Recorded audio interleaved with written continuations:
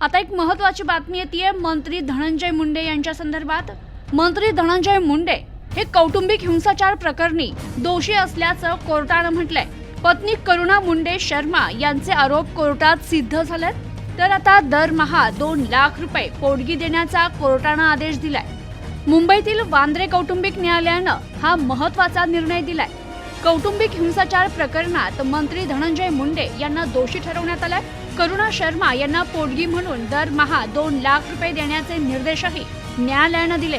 तर धनंजय मुंडे यांच्या पत्नी करुणा शर्मा यांनी कौटुंबिक हिंसाचाराची तक्रार दाखल केली होती, त्यावर मुंबईतील वांद्रे कौटुंबिक न्यायालयानं निर्णय जाहीर केलाय। घरगुती हिंसाचार केल्याचा आरोप कोर्टानं मान्य करत या कौटुंबिक हिंसाचार प्रकरणात राज्याचे अन्न व नागरी पुरवठा मंत्री धनंजय मुंडे यांना वांद्रे कौटुंबिक न्यायालयानं दोषी ठरवलंय। यामुळे आता मुंडे यांच्या अडचणीत वाढ झाली आहे।